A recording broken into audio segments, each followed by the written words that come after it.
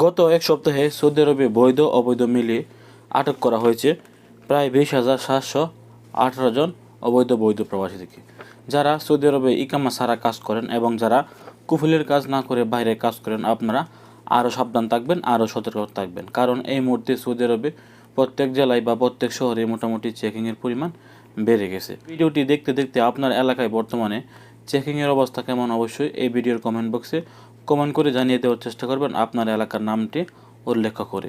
তাহলে আপনার এলাকার মানুষগুলি জানতে পারবে যে আপনার এলাকায় বর্তমানে কেমন পরিমাণ চেকিং চলছে। তো গত এক সপ্তাহে সৌদি আরবে শ্রম আইন লঙ্ঘন করার কারণে আটক করা হয়েছে 2,782 জন প্রবাসীদেরকে। এই 2,782 জন প্রবাসী কিন্তু সম্পূর্ণরূপে বৈধ ছিল, তাদের কাছে ইকামা ছিল, তাদের কাছে সব কিছু ছিল। তবে তাদের অপরাধ একটাই, তারা কুফিলের কাজ না করে বাইরে কাজ করতেছিলেন, আর বাইরে কাজ করা অবস্থায় তাদেরকে আটক করেছেন। এজন্যই কিন্তু তাদেরকে সফর করে দেওয়া হয়েছে।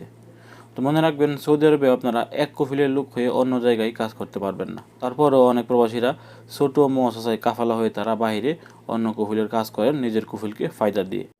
তো এই অবস্থায় আপনারা যখনই কাজ করবেন, আপনারা সবসময় চেষ্টা করবেন নিরাপদে একটি জায়গাকে বেছে নেওয়ার জন্য। আপনারা এরকম জায়গায় কাজ করবেন না যে জায়গায় ঝুঁকি রয়েছে, তাহলে কিন্তু আপনারা আটক হলে সরাসরি আপনাদেরকে সে পাঠিয়ে দেওয়া হবে।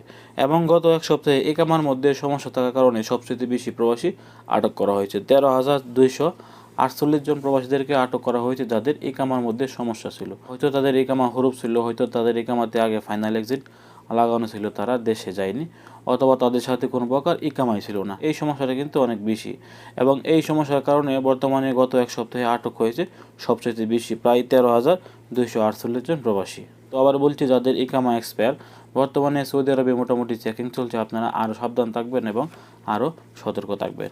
ভালো থাকুন, সুস্থ থাকুন। সৌদি আরবের নিত্য নতুন সংবাদ পেতে দূরপ্রবাসের সঙ্গে থাকুন। আসসালামু আলাইকুম।